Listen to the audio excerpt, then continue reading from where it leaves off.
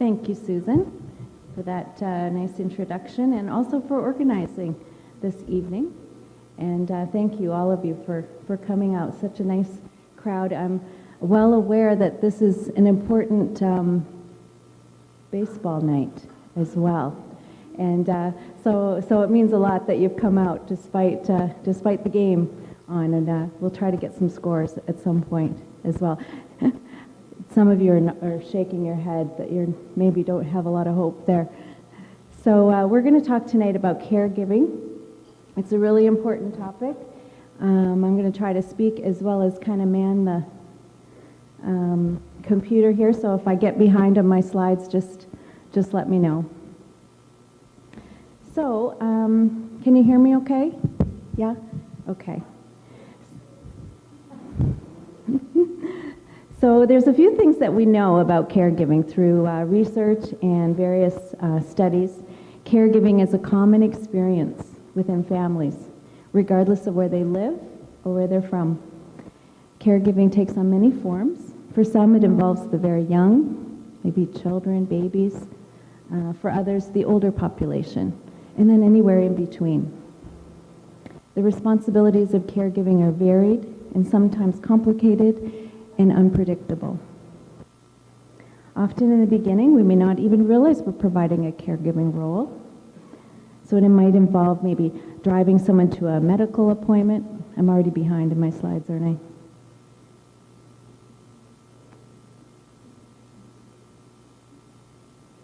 Sorry about that.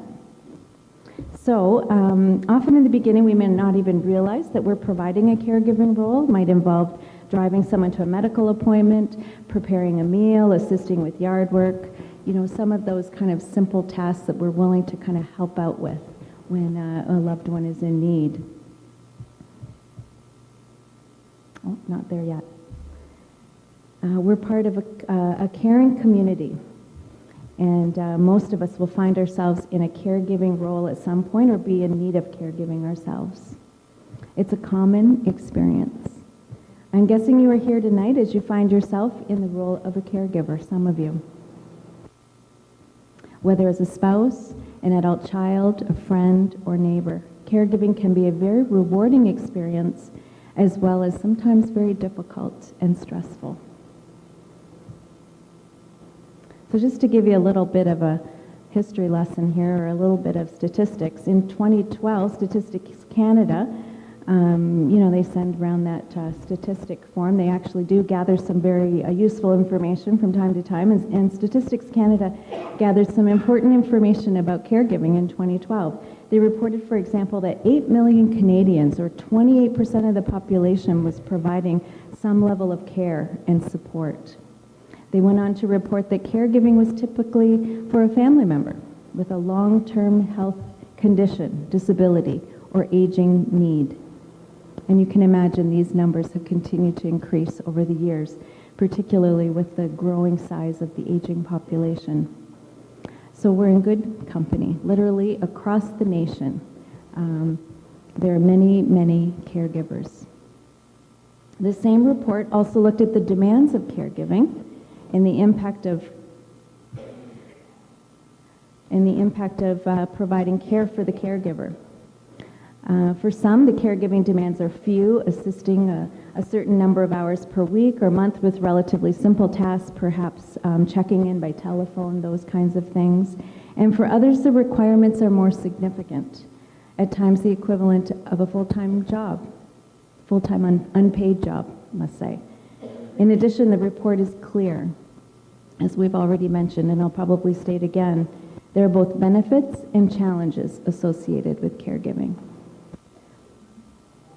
So let's talk a little bit about those challenges before we get to kind of some strategies and some things that we can put in place to kind of help ourselves. So we know that there is a tremendous physical, emotional, and often financial burden attached to being a caregiver. For example, the caregiving spouse often assumes kind of physical caregiving demands. What we mean by physical demands might be like making meals, dressing, helping with actual physical care of their spouse. Sometimes it even involves lifting, transferring, that kind of thing, if you have a spouse that's living with you at home. At the same time, kind of dealing with the emotional impact associated with caregiving, kind of feelings of loss, fear, uncertainty. Sometimes their own health issues come into play, and just the ever increasing responsibilities of being the primary caregiver. The adult child is not very far behind. Sorry. Typically juggling caregiving demands with work, raising their children, and other demands at home. With any caregiving, there's this constant sense of giving without replenishing your own reserve. Caregiving often compromises the health of the one providing the care. And examples of this might be high blood pressure, depression, sleep deprivation. There's quite a few other things that we could add to that list. But it's important to note that as a caregiver, if we don't care for ourselves, our own health could be compromised. So caregivers often take care of themselves last. As the role increases and the demands become greater, the needs of the caregiver typically become secondary. How am I doing here with my slides? So the needs of the caregiver typically become secondary. We all know that when the oxygen mask descends in front of you on the airplane, what does the flight attendant advise? Yeah, the thing to do is put your own mask on before we assist someone else. We have to take care of our own life-sustaining needs before anyone else. We can really only, thank you, Bruce, we can only really effectively help others when we help ourselves and ensure our own physical and emotional health. Caring for yourself is going to be one of the most important things you will ever do as a caregiver. It's also one of the most difficult. It would be one of the most important things. So over my 20 years or so as a caregiver, I'm getting old, I've had the privilege of meeting many courageous individuals that have taken on the caregiving role. I assure you there's no right or wrong way of doing it. Some prefer to be more at a distance and some very hands-on. And it's important that we're not hard on ourselves. And whatever you are doing right now to care for someone you love is good. And it's more than enough. I was working recently with an individual caring for her spouse with dementia, and when I first met her, she was quite overwhelmed with a host of new responsibilities. Some were very unfamiliar and some were very intimidating. She felt very alone, even though there were adult children and friends offering support. Her own health was failing. She felt fatigued much of the time and tearful. She was quite sad and just struggling to adapt to this significant change in her life. One of the greatest gifts, really, she gave herself was to ask for help. It took a great deal of strength to walk into the Alzheimer Society on that very first appointment. Maybe some of you have had that experience. And it really started her on a journey back to finding herself again and learning how to better care for herself and ultimately her loved one. She learned how to put her own mask on first. So how do we go about doing that? How do we put our own mask on first? And I don't offer these suggestions lightly. I know it's extremely difficult when you're in the midst of the caregiving role. There are many, many things during the day that draw you away from kind of looking out for yourself and caring for yourself. I'm aware of that. But there are also many great and doable ways to balance caring for ourselves with the many responsibilities of caregiving. Let's talk about that just for a few minutes. First, I'd like to suggest that we have to get past the idea that caring for ourselves in some way is selfish. Sorry, Bruce. Thank you. So first we want to get past the idea that caring for ourselves is in some way selfish. It kind of sounds like that, right? Caring for myself. But, really caring for yourself will actually give you a better capability of caring for your loved one. And secondly, attending to your own health through regular visits to the doctor, exercise, eating well, ensuring you're getting a good night's sleep. If you're neglecting any of these areas, I really would caution you.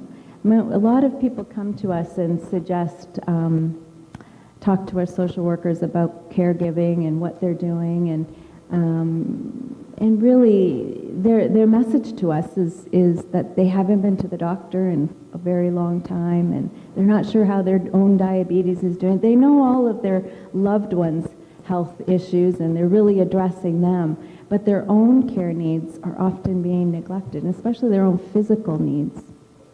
And I would caution you, it has a way of sneaking up on us, doesn't it, if we don't tend to them. Also, asking for help when it's needed from family and friends. This is really a sign of strength. I know it's also very difficult.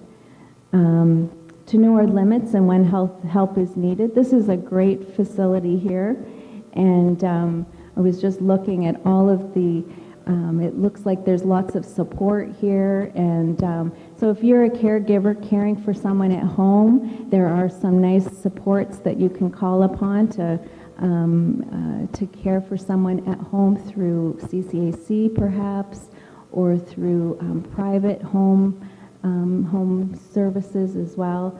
Respite, knowing when to move into an assisted living facility or retirement home, and when to look at long-term care. Those are all really important things to look at.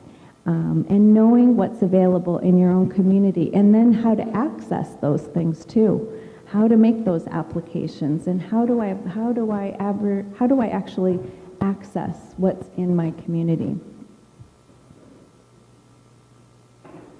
We would also suggest that looking at community support, such as support groups and education sessions. The Alzheimer Society, we've got lots of resources here. We have lots of really nice education series as well as support groups. The McCormick Home, also one of our nice community partners, has, they also have education series and support groups.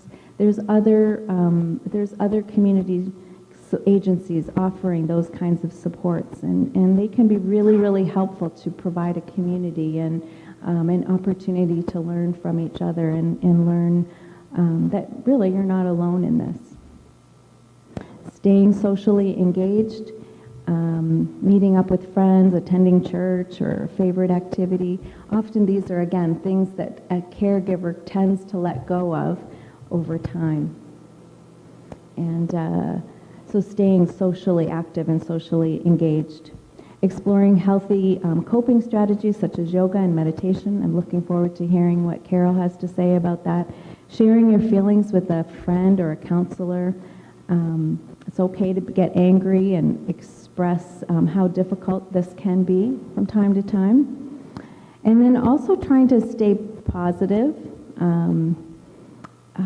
centered, cherishing small successes, knowing our limits, saying no when needed, and then to take pride in what you're doing and accomplishing as well. So I really commend you as caregivers. I don't know who is here that is providing care to, I don't know what your stories are, but I know that there are some in this crowd that are really devoted to providing care for someone that you love. And it's often the most challenging, and sometimes the most overlooked.